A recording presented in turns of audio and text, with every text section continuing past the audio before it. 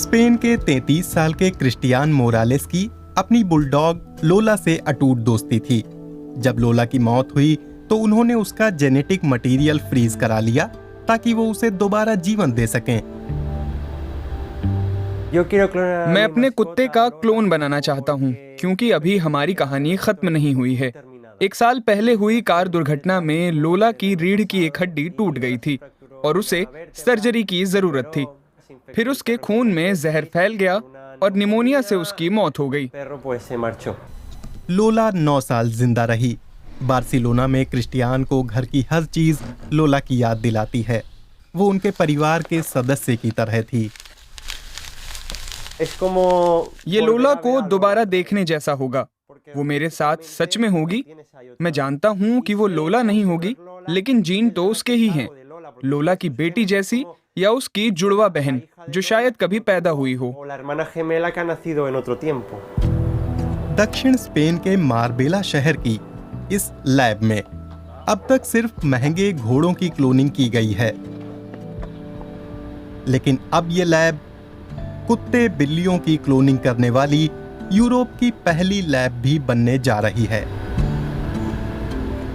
दोनों ही करीब करीब एक जैसे होते हैं। अगर पहले वाला कुत्ता जिज्ञासु था तो उसका क्लोन भी वैसा ही होगा। अगर पहले वाला शर्मीला था तो ये वाला भी शर्मीला होगा।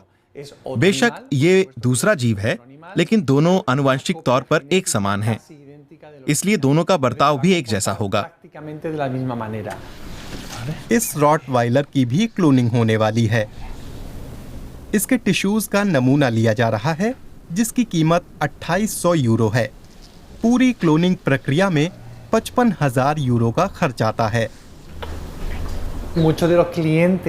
बहुत से लोग हमारे पास ऐसे पालतू जानवरों का क्लोन बनवाने के लिए आते हैं जो या तो मरने वाले होते हैं या मर चुके होते हैं।